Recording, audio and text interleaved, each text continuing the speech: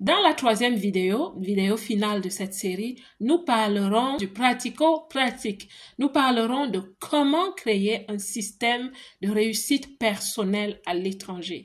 Parce qu'on ne réussit pas à l'étranger comme on réussissait chez nous, au Bercail, à la maison. Et je vous disais aussi que les pays qui nous accueillent ont des systèmes bien affûtés, organisés, structurés. Alors, ma belle, il y a un travail que nous devons faire. Nous parlerons aussi de spiritualité dans la troisième vidéo parce qu'elle est importante pour la fondation de toute réussite. Bonjour la belle diaspora, êtes-vous prêts pour cette deuxième vidéo de cette série de 3 vidéos où je dévoile un secret bien gardé des personnes qui réussissent tout ce qu'elles souhaitent à l'étranger. Dans la première vidéo, sans mon visage, comme celle-ci aussi, je vous ai parlé de la chose principale qui fait défaut aux personnes de la diaspora. Je vous parlais du fait que la réussite est scientifique et que si l'on ne construit pas un système personnel, il est presque impossible de réussir en Occident, en dehors de l'Afrique surtout. Je vous conseillerais d'aller regarder cette vidéo postée hier. J'insiste sur l'expression « le système personnel ».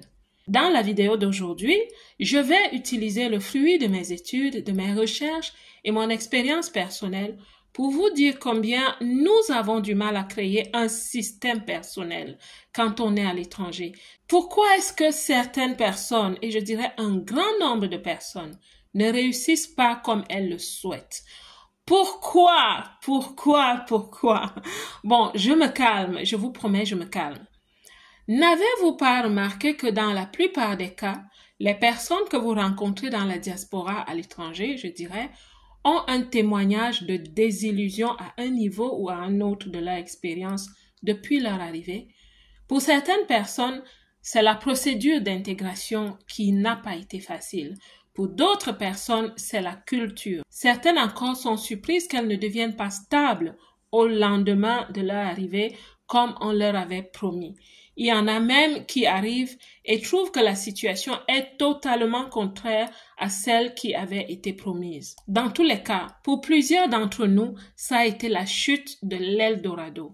Les idées préconçues tombent. Pour ceux qui souhaitent savoir un peu plus sur le type d'expérience que vivent les nouveaux arrivés dans la diaspora, je vous recommande ce roman, Ambition légitime, que vous trouverez sur Amazon. C'est un roman très intéressant qui parle de 5 jeunes femmes d'origines différentes en Afrique qui se retrouvent, deviennent amies et commencent à essayer de réussir dans la diaspora. Vous pleurerez parfois, vous allez rire, vous allez vous reconnaître, qu'à cela ne tienne que vous soyez dans la diaspora ou amis de la diaspora, vous serez informés de ce que nous vivons dans la diaspora. Les chocs sont multiples.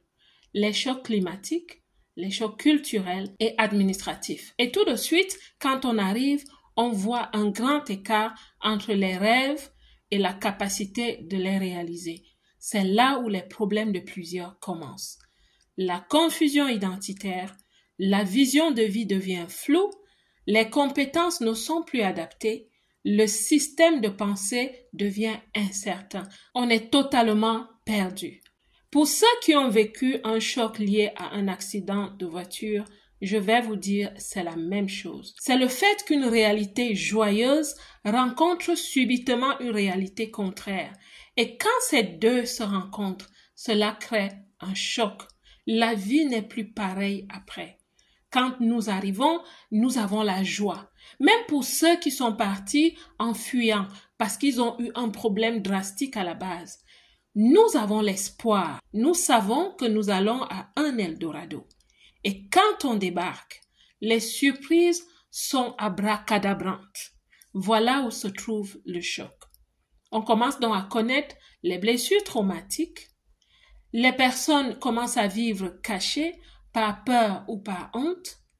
Les gens commencent à rejeter les autres. Les potentiels, les capacités, les compétences diminuent ou deviennent totalement confuses. Plusieurs personnes commencent à marquer le pas sur place.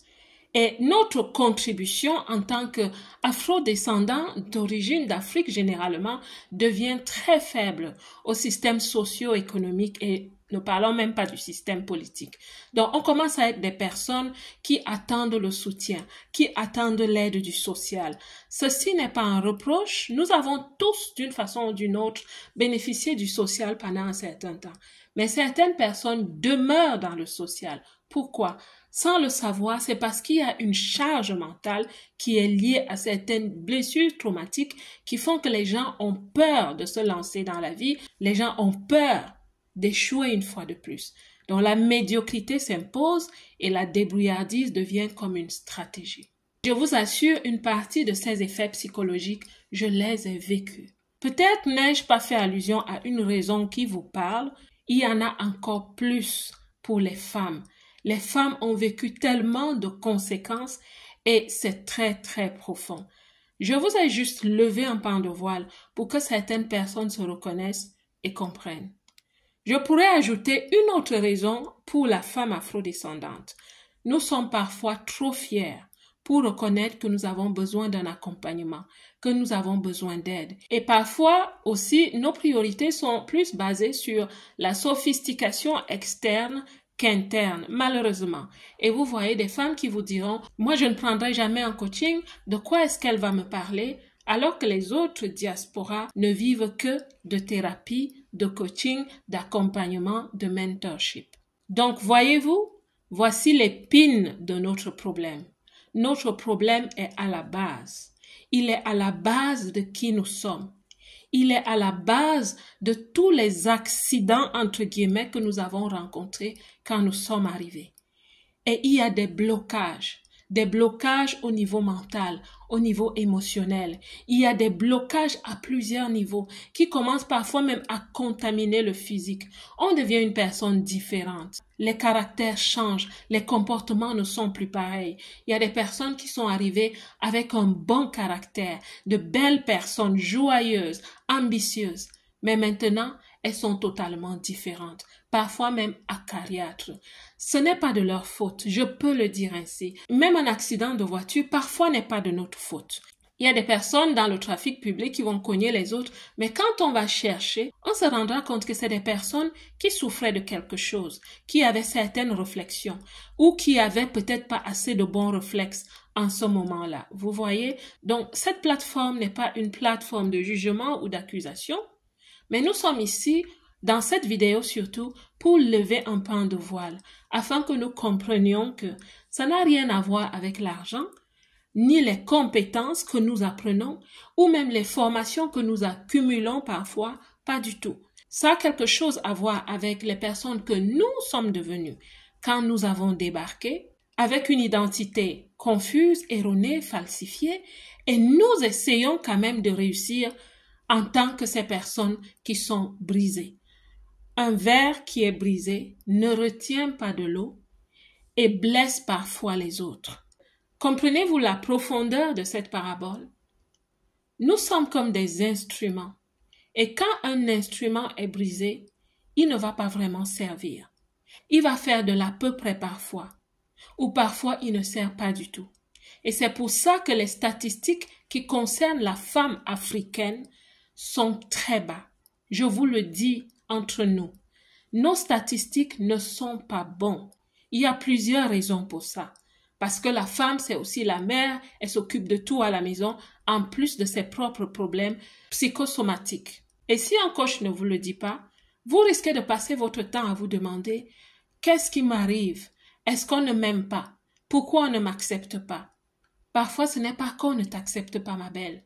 C'est que parfois, nous ne sommes pas adéquates.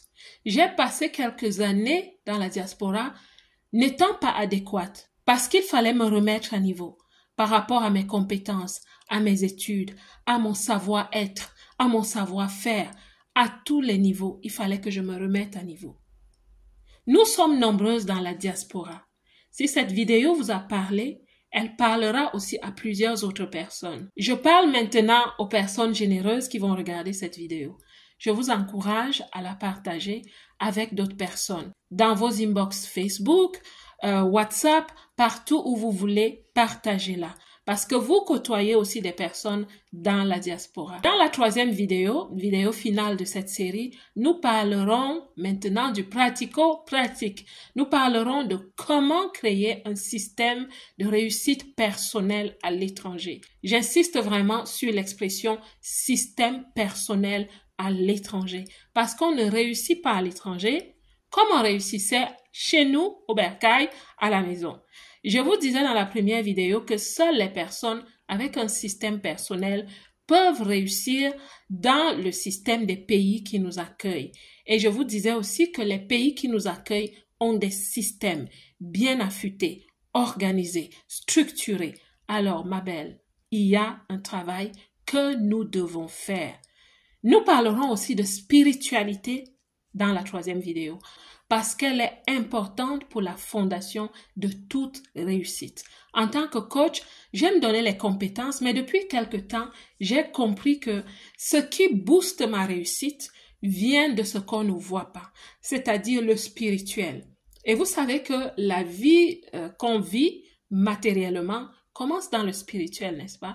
Nous parlerons aussi du spirituel dans la troisième vidéo. La belle diaspora, n'oublie pas de liker, de commenter, de partager avec multiples personnes. Que Dieu vous bénisse et comme d'habitude, je vous aime.